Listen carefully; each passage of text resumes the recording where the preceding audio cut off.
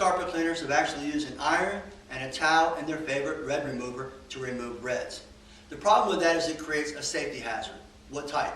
Actually, you can easily burn a hole in the carpet, especially if you take and leave it by itself for a while you're cleaning and you get distracted and you might forget about it. Number two, a child can come in contact with it and can do them some harm, or even a pet. So really be careful whenever you're using any type of method to get red out when you're dealing with heat. All right, that being said, many cleaners have now come to realize that the Black & Decker Wallpaper Steamer can actually do a better job. You can use it without a towel. At least that is their claim to fame. I've actually never used it in a home. I've had this one sitting around the shop for a long time now. I'm going to go ahead and take it out to a job because we had a property management company call and said they had a lot of reds. So I'm going to take it out there.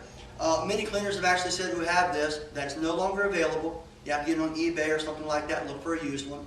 And you don't have to use towels with it. That's pretty cool. And on top of it, you want to make sure that you use distilled water. Because when mine came in from eBay, I noticed that the filter was very clogged and it wasn't releasing any steam. So I'll cut it on right now and you kind of get an idea. It doesn't take very long, maybe 20, 30 seconds for it to heat up. But most cleaners have actually said 1 to 2 minutes sitting on side the stain and you have no problem. What's really cool about it too is you can actually leave it there, they say, and it doesn't burn a hole in the carpet, it doesn't hurt the carpet at all. So you can go out and keep on cleaning, come back, move to another red stain, especially in a home that has multiple red stains.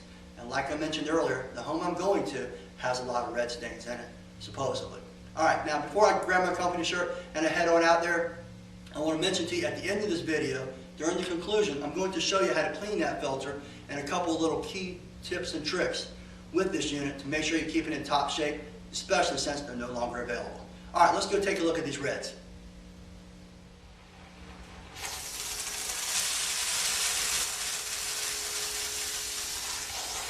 We found the perfect house to go ahead and try this Black & Decker unit out on. This house has over 20 red stains, and as you can see, most of the carpet's in really good shape, but there's a lot of Kool-Aid or some type of reds all over the carpet.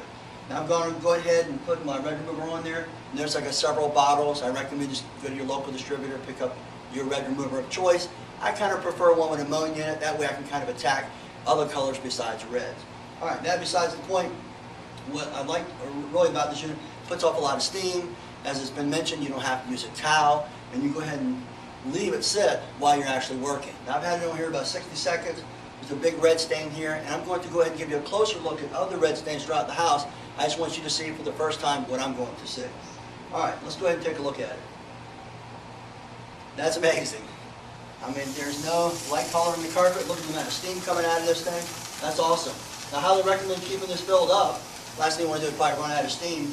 I don't think it'll hurt the carpet, but I really like it so far. Let's go ahead and take a closer look at some other red stains.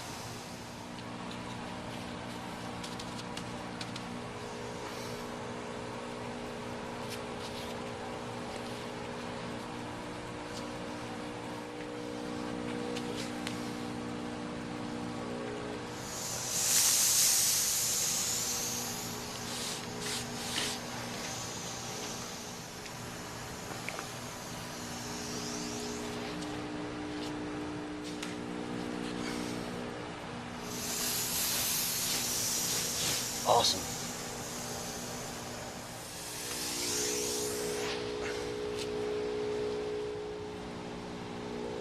Okay, like I mentioned at the beginning of the video, I would go ahead and show you how to go ahead and service the unit. It's actually quite simple, and you notice from that home, it actually worked fantastic. I love the unit. We're putting them on all our trucks now. All right, let's go ahead and take a good close look at it. Okay, it's very simple to take apart. Just press this button. It's really not a whole lot to maintain, but what I mentioned before, make sure you use distilled water. Just pop open this little cap right here, pour it right in.